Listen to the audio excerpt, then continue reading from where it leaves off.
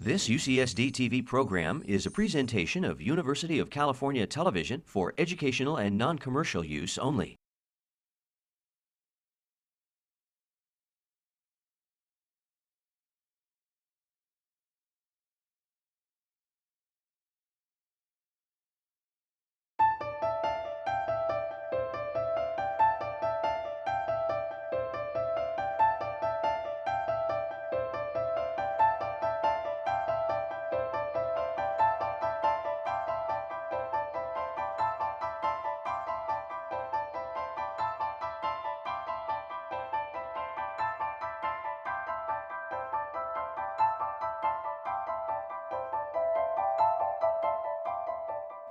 Good afternoon. My name is Pascal Gagneux. I'm the Associate Director of CARTA, and it is my pleasure to welcome you all today for this public CARTA Symposium on early hominids. We're very fortunate to have a cast of eminent researchers from 4 different continents, and I'd like to thank all the speakers for traveling very far, in some cases, to make this conference possible. And with no further ado, it's my pleasure to introduce Dr. Fred Gage from the Salk Institute, CARTA co-director.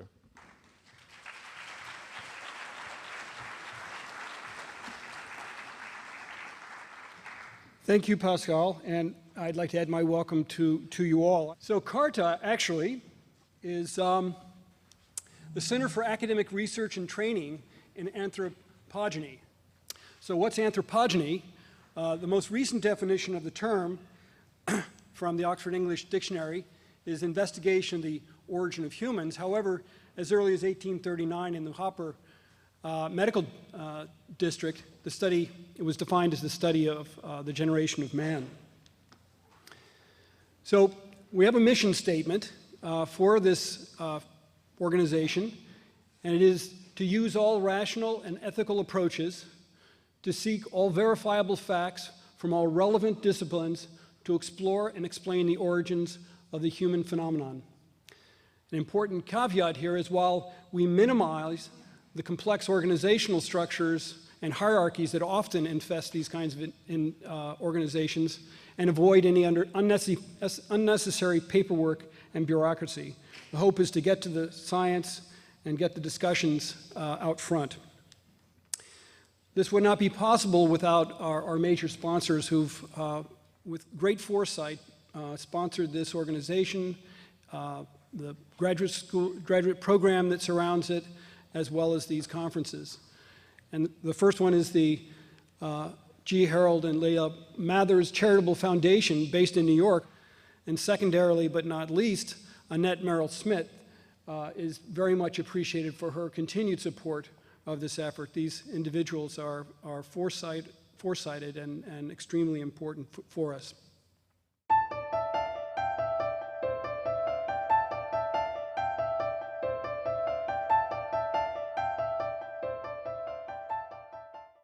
I'd like to introduce my colleague and the co-leader of the Middle Awash Project in Ethiopia, Dr. Berhane Asfaw. He is Ethiopia's senior paleoanthropologist. His specialty is in the hominid cranium, and that's what he'll be talking about today, the crania of the earliest hominids. Dr. Berhane.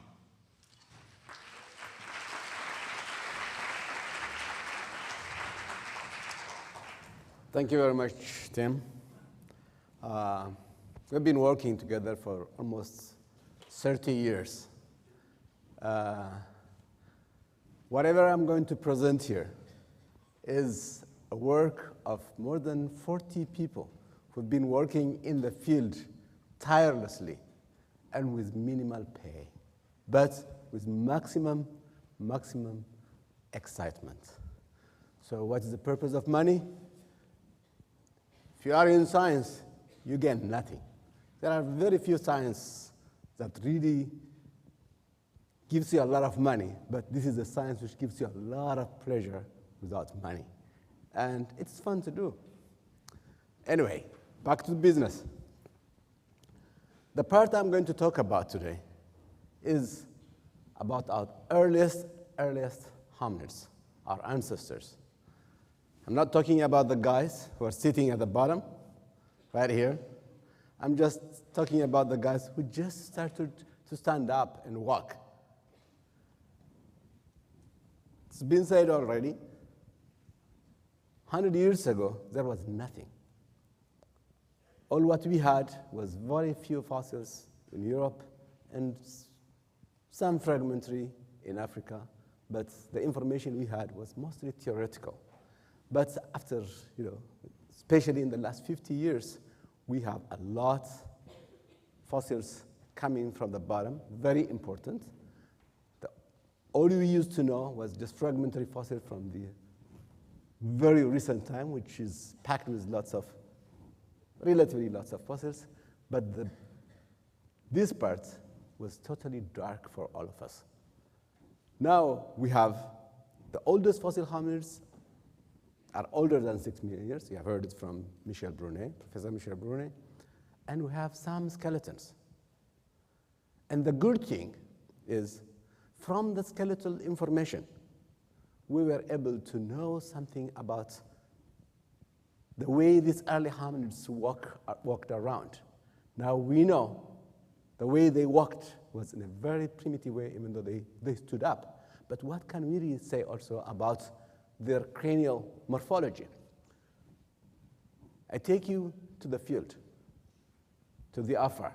Let me just give you a little bit of piece of information, just for entertainment. It looks fun to go, but sometimes it's very difficult to get out. This is just to show you. These tracks, you can see how these sediments are soft, and going out is a nightmare when it rains. So when you see the Afar Desert, from the slides, beautiful sunshine, dry, very hot.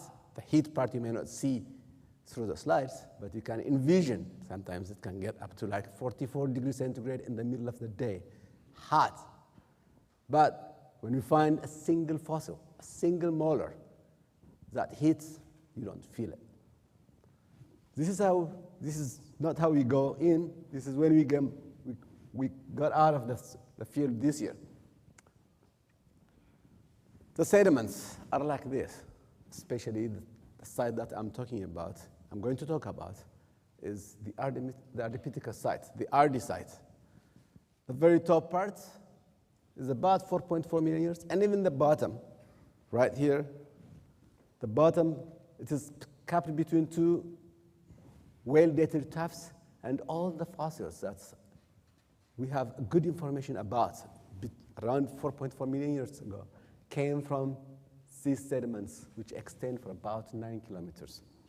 The Ardipithecus skeleton, that the first piece was discovered by Johannes Selassie. The excavation took 2 solid years. And the fossils that came out didn't really come out very easy. It's not a simple excavation. The very top part looks very loose and soft, from which the first bone came from. Once we removed the fossil, the first top part of the sediments, then the real sediments is where the fossils are embedded, where solid, hard rock, but it is a silty clay. And in that very dry area, where water has to be held for like 15, 20 kilometers, we had to wet the ground to just excavate it. Careful excavation, finally, it produced, this is just the distribution of the different body parts of this early hominid. Just the flags show the distribution. And we carefully excavated it. And the tough part, and I should thank Professor Tim White for being very careful, because we wouldn't be able to get any of those fossils, because some of the fossils were just very fragmentary. And if you touch them directly with, we use toothpicks and Swiss Army knives and other delicate tools. If you touch the bone directly, this preservation was so bad and very difficult, it would turn into dust. So it needs maximum care and constantly just dropping glues, diluted glue, and then finally solidifying it, and then leave it for some time, and then encase it with a plaster jacket and transport it to Addis. This is just half of the mandible. You can see how it is damaged through this repeated contraction and expansion of the clay. It is totally distorted, but luckily, half of the mandible is preserved. Nice teeth, everything is intact, but the other half, what we have is only the dental part, and the bone is gone. And look, this, what we have, all the bone is gone, what we have is only the dental parts. So it needed a very careful preparation, very careful extraction. After the whole process, after we did all the extraction, what we got is this from the head. RD has preserved most of the cranial parts, but suffered major distortion, and the bones are very soft. Restoration was done using casts and digital data. So it is totally distorted. So it needs a lot of work. That's why it took so long. And look at the part of the skull, how compressed it is. It's no more globular. It's not, the head is a ball-like, but this one is compressed in the process of fossilization. And this needs a lot of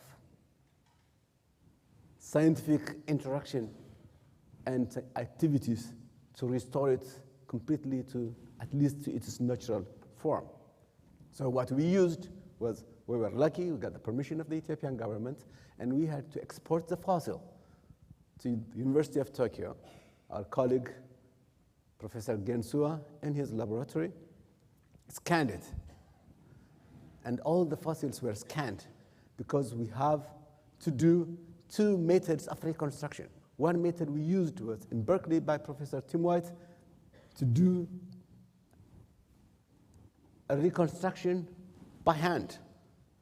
That was not done by just dismantling the fossil, because the fossil was very soft, and if you just, like the traditional way, separate it from the matrix one by one and try to fit it together, you will lose all the important parts. It will disintegrate.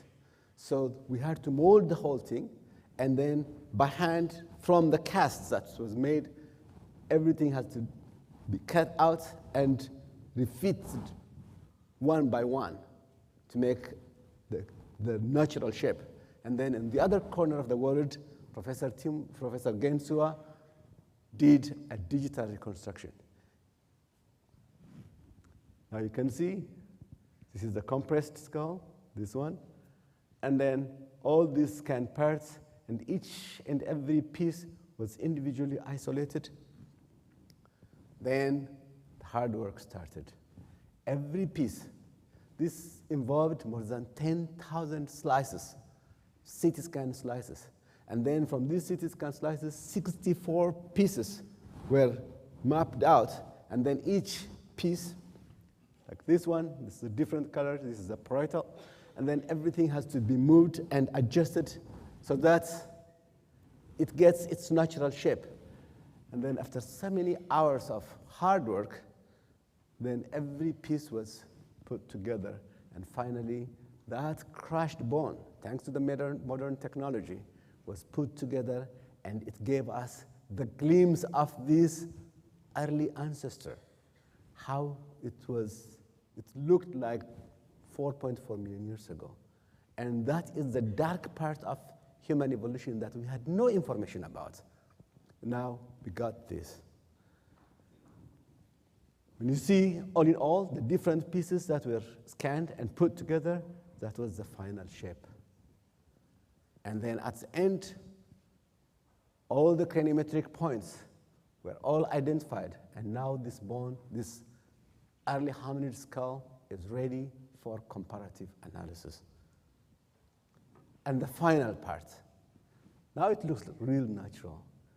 And then from the digital mold, we've generated a digital cast. Now we have, from the mirror image, we had only half of it, of the face. By mirror imaging, we got the complete face. Now we have the full face of Ardipithecus ramidus.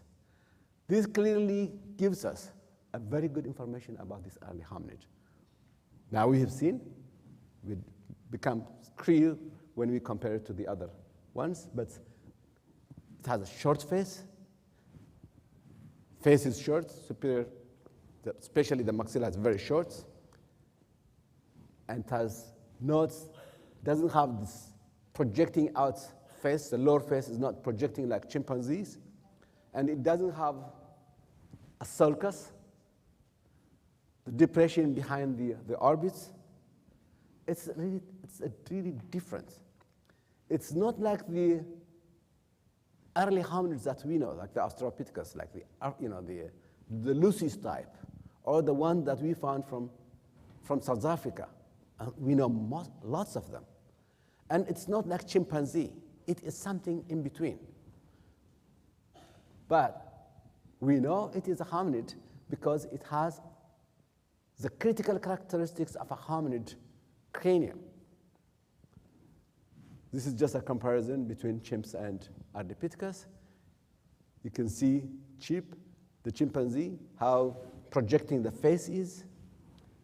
Ardi doesn't have that projecting face. Chimpanzee has a depression just behind the orbits. Ardi doesn't have this depression. Ardi has superior inferiorly short maxilla, as I have said this, not like chimpanzee, less projecting face, no depression behind the brow ridges. These are just simple differences that we can see from Ardi. When we compare it to Sahelanthropus, this is the earliest hominid found in Central Africa by Michel Brunet. You can see the facial structure of Ardi is similar to Sahelanthropus. Both have short face and relatively projecting muzzle, but not like chimpanzee. They fit basically in between the Australopithecus and the chimpanzee types. In fact, it's not really like the chimpanzee. Chimpanzee is extreme. They don't have that. Both have short face, relatively projecting muzzle, but not like chimps. The cheekbone is placed more forward. In chimpanzees, this cheekbone is very anterior. Same thing in gorillas. But in Ardi and Sahelanthropus, the cheekbone is very anterior, but not to the degree that you see it in the Australopithecus. Both have no depression behind the brow ridges. They don't have a sulcus or a depression just behind the orbits. They are very similar. And the difference that you see, in fact, between the two is one is small and the other one is big, which may be sexual dimorphism. When we just to see to compare it to the chimps, this is the chimpanzee, this is Ardipithecus, and this is Australopithecus, and this is also Australopithecus. This is the cheekbone. You can see where the cheek originates, just right above M2. Maybe just a little bit just behind, just very close. Then in this one, it is at M1. And in Australopithecus, it's very anterior. What it means is the masseter, the placement of the masseter muscle, that is one of the chewing muscles that we have, that we use in the process of our chewing, is positioned more anteriorly, more forward, which means it applies the force to the most part of the back teeth in this one, which is not in chimpanzee. But this is the condition, the extreme form is in the Australopithecus. This is afarensis, and this is africanus. So it is very, very advanced. The zygomatic root of the maxilla of Ardi is positioned more anteriorly than in chimpanzee, but more posteriorly than in Australopithecus. This may be the primitive condition shared with Miocene apes. This may be, because in Miocene apes, it is not like this, not like chimpanzees.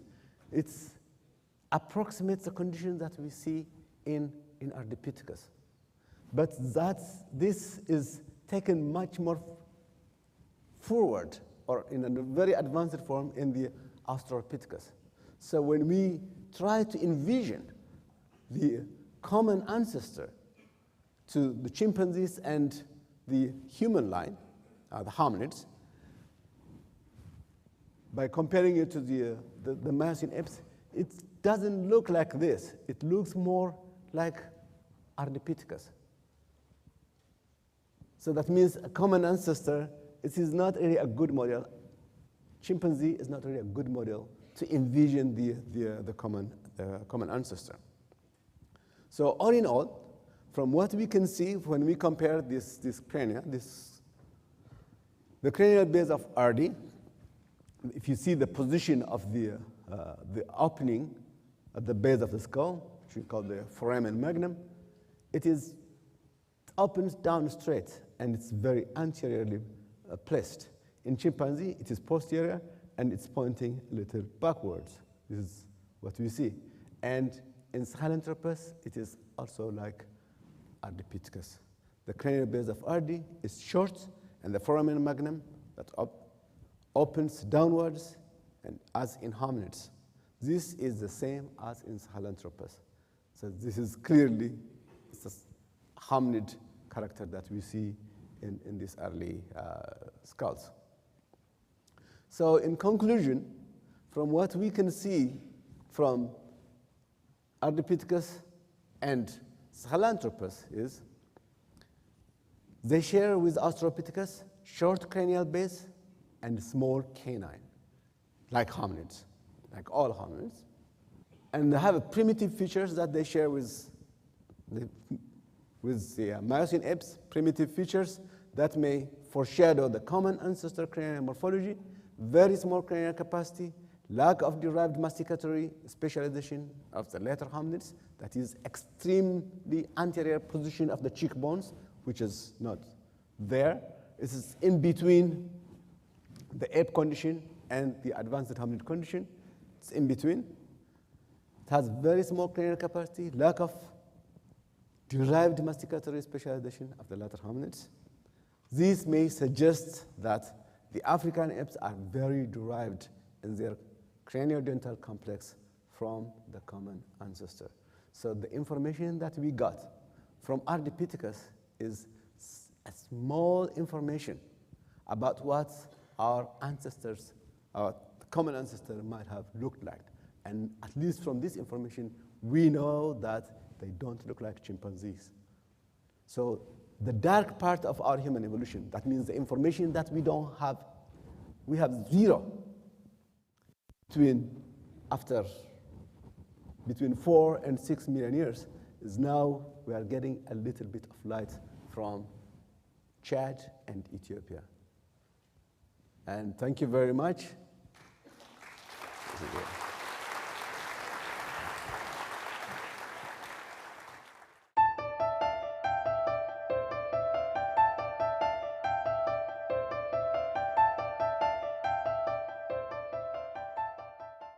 In the 1920s, Raymond Dart found the cranium and mandible of a child in South Africa.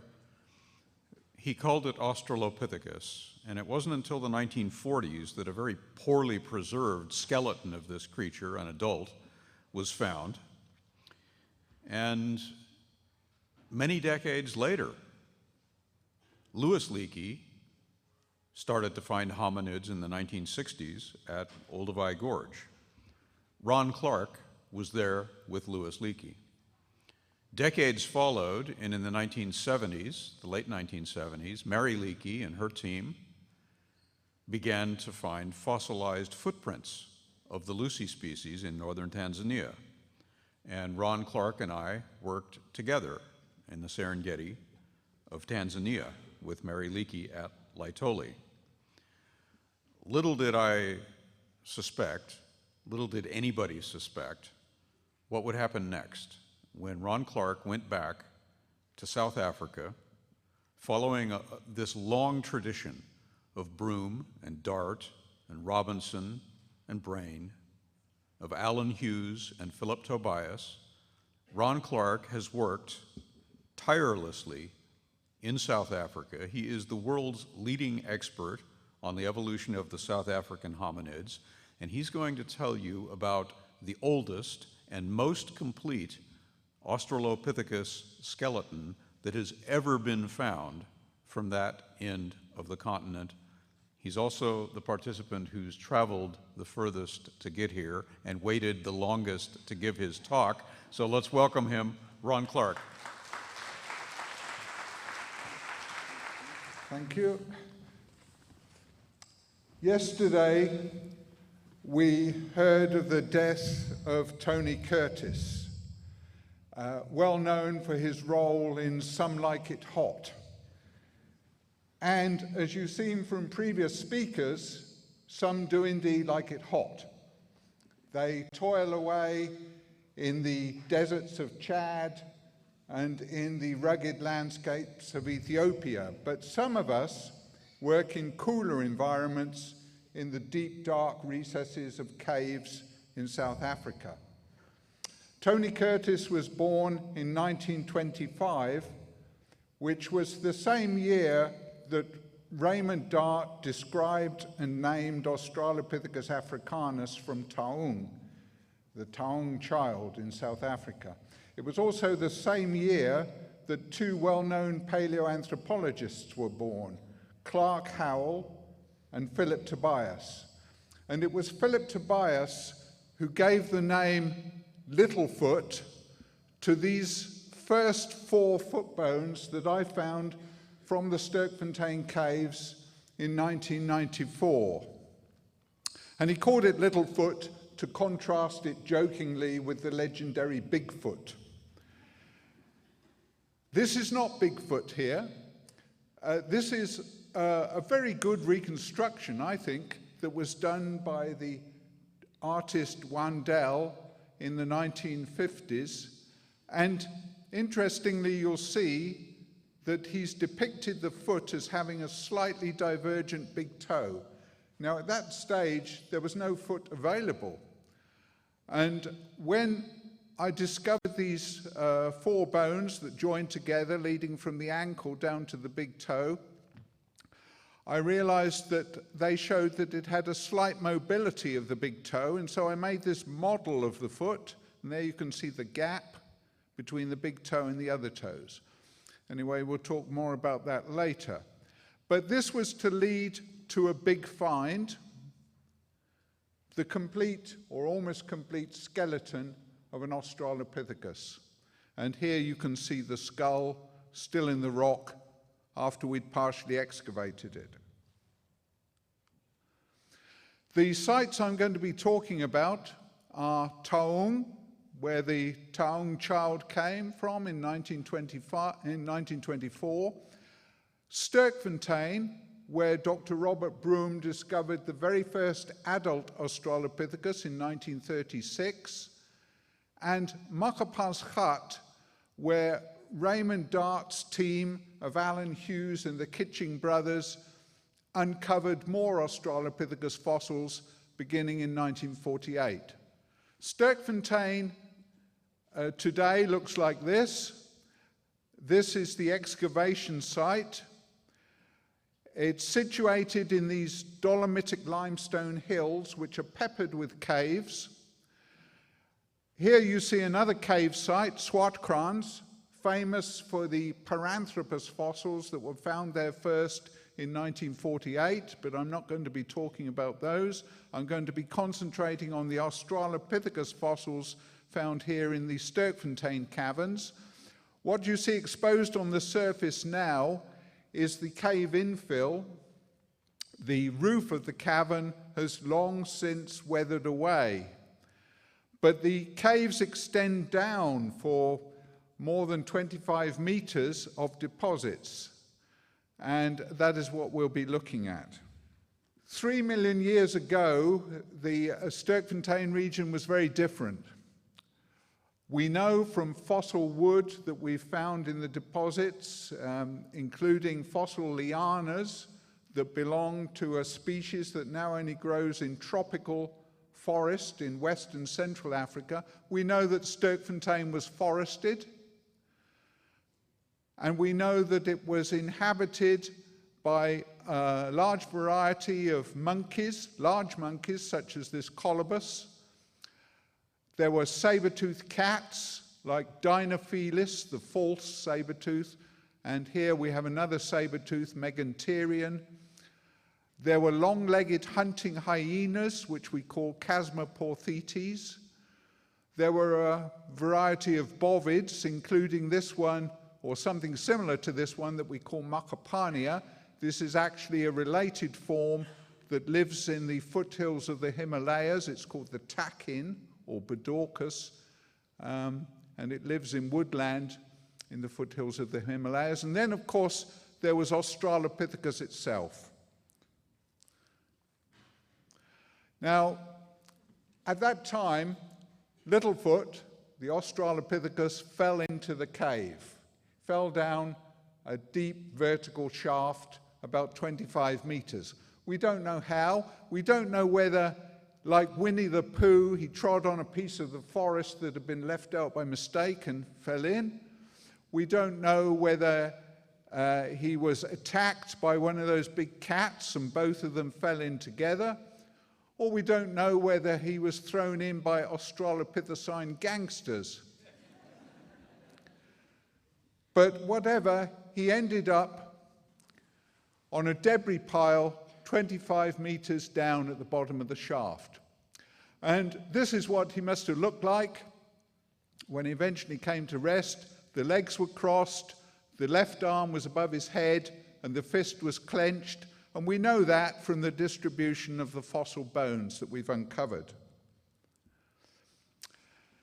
And then, 1 million years later, some of this deposit in which he was buried collapsed into cavities. And this was part of a general collapse that took place in the central area of the Sterkfontein caves. And the gaps that were formed were then filled by this stalagmite, this flowstone or stalagmite. Now, for those who, this is a section through the deposits, but for those who prefer a three-dimensional model, I made this very sophisticated model. I took some Weet-Bix, breakfast cereal, to represent the breccia and put some peanuts on top to represent the skeleton, and made the Weet-Bix collapse, and then filled it up with yogurt to represent the stalagmite.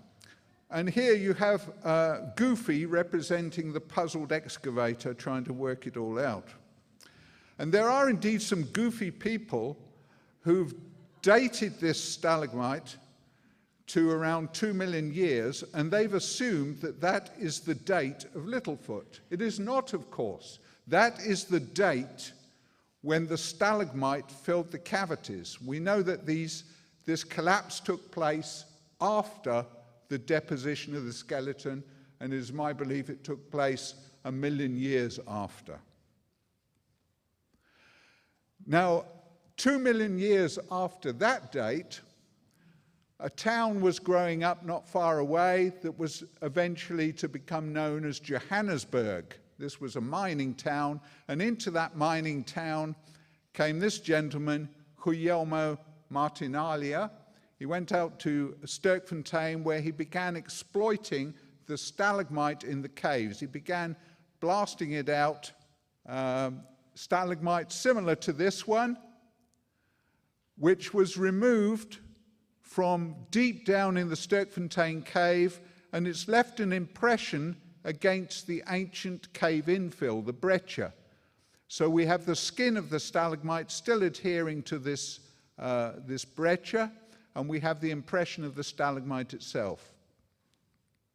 And some of the breccia, after it was blasted, collapsed onto the floor below. Now, this mining activity went on from the end of the 19th century, when Martinalia started, right up until 1939.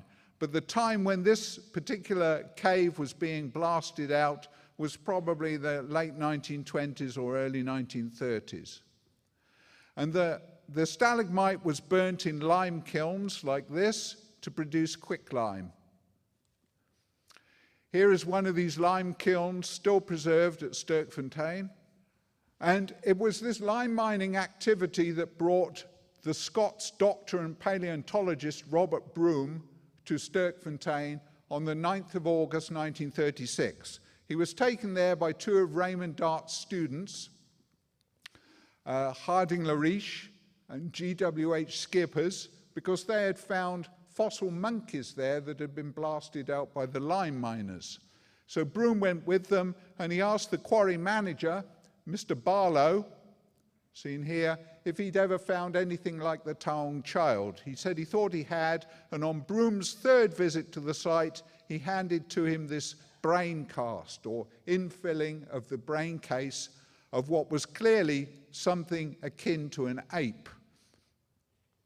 Or at least that's what Broom thought at the time. It was about the size of a large ape. So Broom looked around on the rubble and he found the rest of the skull very crushed, including the teeth, and it was clear from the teeth that this was a hominid. These were human-like teeth, although much larger than a modern human. And this was the very first adult Australopithecus, found on the 17th of August 1936. Interestingly, this tooth here and this one here, I discovered from the lime miners' rubble dump 66 years after Broom had found the first one. And in 1938, Broom was working at a nearby site called Cromdry, where he found a different kind of ape man that he called Paranthropus robustus. It had a flat face and very large teeth. And he wrote at that time, "If I live another 8 years, I may be able to do a little more.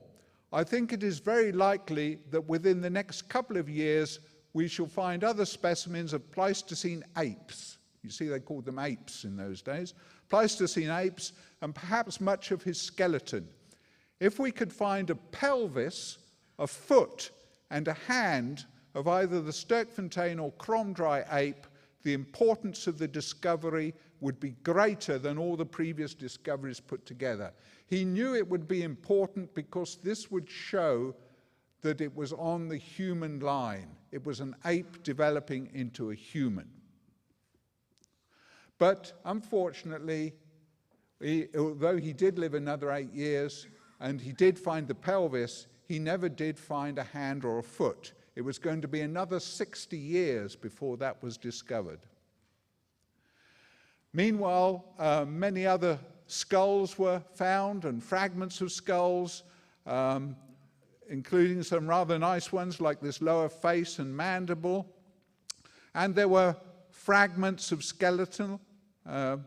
This is how we find a lot of the fragments, very broken up. And within these fragments, we can select pieces that we can identify as hominid. And here's one, a radius shaft. And here are some fragments that I've put together to make this cranium. There are also two partial skeletons. This one that was found in 1947 with the pelvis, much to Broom's delight. And here is another one that was found long after Broom's death. In 1978, miners' rubble, such as this, was removed from this very deep shaft, which we call the Silverberg Grotto, in Sterkfontein Caves. It was taken to the surface, and the fossils were developed out of it. They were cleaned out of the rocks and put into bags and boxes. And one day in 1994, I was looking through one of these boxes when I found this ankle bone that I recognized as being an Australopithecus ankle bone. And this was quite astonishing because there were no other fossils, not even a single tooth or tooth fragment of an Australopithecus from that particular part of the cave. And then I found more. There was the ankle bone. Then I found among these the other bones that fitted in front of it, leading down to the big toe. And what was important about it, as I said, was that it showed it had this slightly divergent big toe.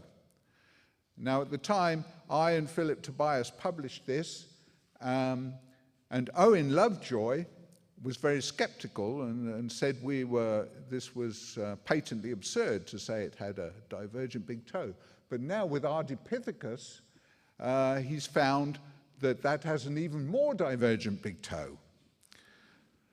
Then in 1997, I found more of the same foot, several more foot bones, and the lower part of a tibia, a shin bone.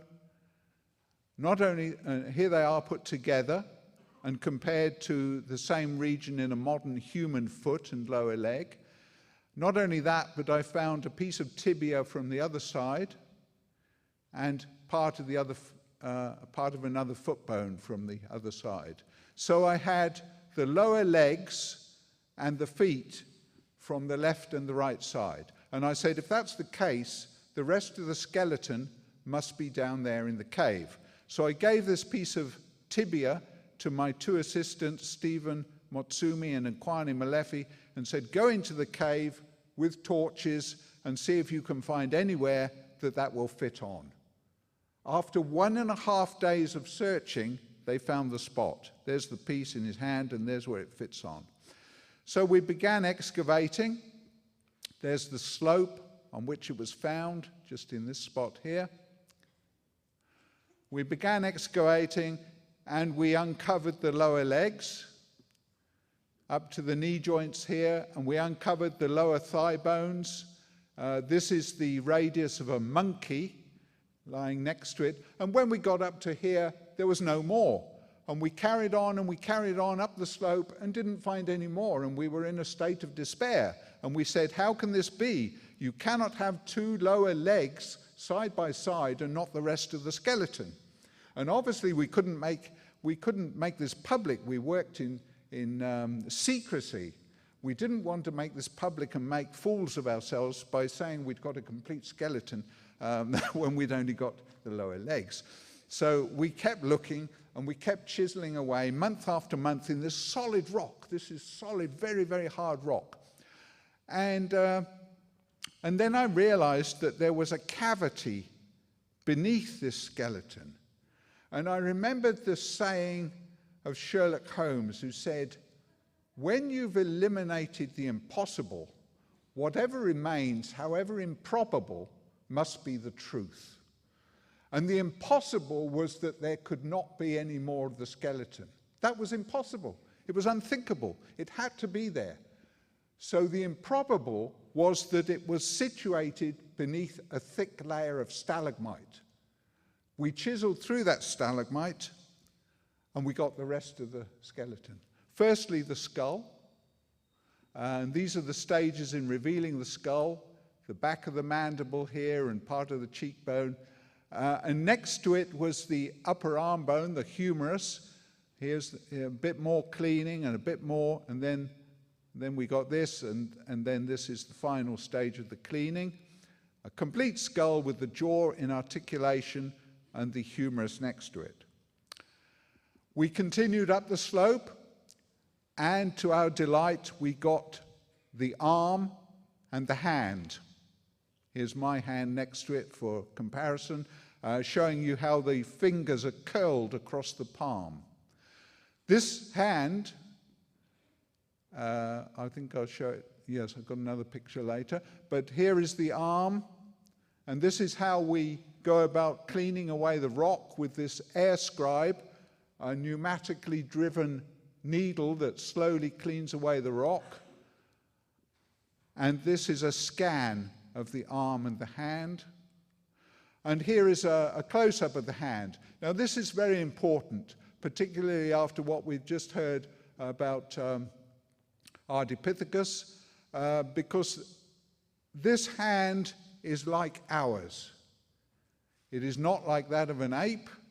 It has long fingers relative to the palm. It has a short palm, it has longer fingers, and it has a long thumb. So the proportions of the fingers, palm, and hand are like ours, and not like those of an ape, which has a short thumb, long palm, and very long fingers.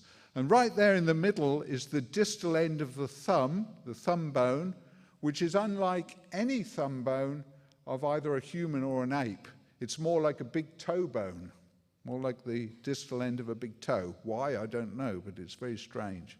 This is how we excavate, lying on the slope, wearing dust masks, and here we have a compressor. Compressed air drives this little air scribe, pneumatically driven needle that cleans away the rock. This shows the layout of the skeleton, the arm up here, the skull, the upper arm, the leg bones over there, and there are ribs and vertebrae and pelvis. And here we have the skull and the humerus, and admiring it, this beautiful lady, Miss South Africa, Nicole Flint. I love my job. Yeah, reminds me of the Gary Larson cartoon, An Anthropologist's Dream. A hominid skull in one hand and a beautiful woman in the other. Now, what species does it belong to? Naturally, one thinks of Australopithecus africanus, represented here by the Taung child, but it's not that. It differs from that. We have a fairly big sample of Australopithecus africanus fossils that can be separated into males, like this one. It has the same profile in the adult as in the child. There's another male, part of a face, and here's the lower face of a female. So we can see males and females in Australopithecus africanus, but there is what I consider to be a second species of Australopithecus at Sterkfontein, which has a much flatter face and larger, more bulbous teeth. And here is one of them. This is one of these specimens of the second species from Sterkfontein that I've reconstructed from these fragments. And here you can see the comparison between Australopithecus africanus with its more projecting muzzle and the second species, and I'll come back to that in a while. Here is a comparison of the dentition. Here is an Australopithecus africanus, and here is the second species that has these larger, more bulbous cusped teeth. It also has a flatter and longer palate. In 1948, Dart named at Makapan's hut a new species. He called it Australopithecus Prometheus. He thought it was different from the fossils that had been found at Sterkfontein. And indeed, he was correct. The first specimen he found, I haven't got a picture of it here, but the first specimen he found was the back of a brain case that he thought differed from the ones from Sterkfontein. And the second specimen was this child jaw, which you'll note has these large, bulbous, cusped molars and premolars. He called it Australopithecus Prometheus because he thought it was associated with burnt bones. And in Greek mythology, Prometheus took fire from the gods, from the blacksmith to the gods, and gave it to humans. And so Dart named it Prometheus. We now know that what he thought was burnt bone was in fact manganese-stained bone. The manganese comes out of the dolomitic limestone rock and stains the bones. So there were no burnt bones at Makapan's hut.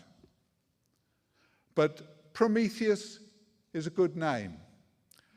And I want to resurrect this name. It hasn't been in use for many years, but it's still valid because it has been used in the scientific literature in the past 50 years, and I believe Dart was correct in assigning that species name to the first specimens from Makapan's hut. Not to all of them, because later there were some other specimens from that site which turned out to be real Australopithecus africanus. So just as at Sterkfontein, there were 2 species of Makapan's Khat. And I believe that Littlefoot belongs to that species, Australopithecus Prometheus.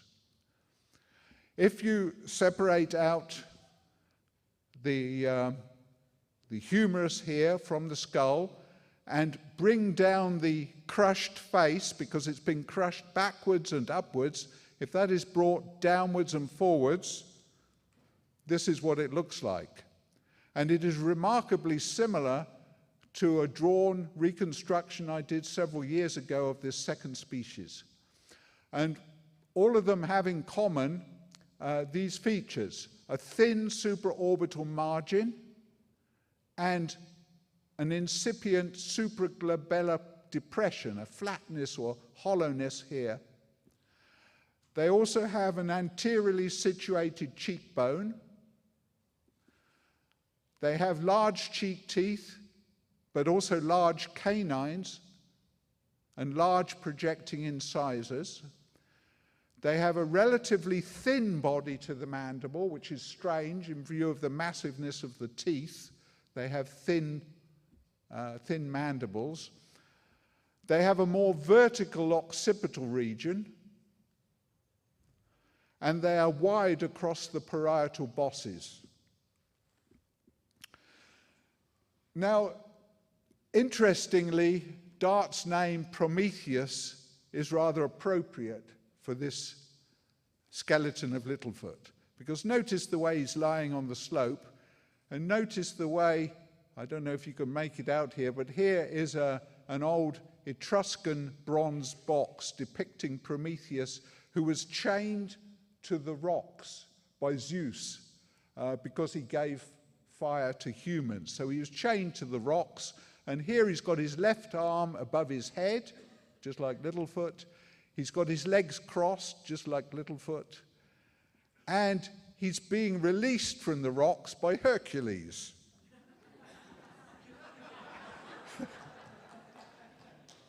Now I want to pay acknowledgement to my 2 assistants here, Stephen Motsumi and Arbel Molopoli, for their Herculean efforts in releasing Littlefoot from the rock. We've now taken him up to the surface, or at least part of him is still down there, but we've taken this up so it can be cleaned in the laboratory and properly reconstructed. And finally, I'd just like to thank the people who over the years have given us a lot of support at Sterkfontein, and I'd like to thank the organizers of this symposium for their kindness in inviting me and all the other speakers as well to come and present you with our research. Thank you very much.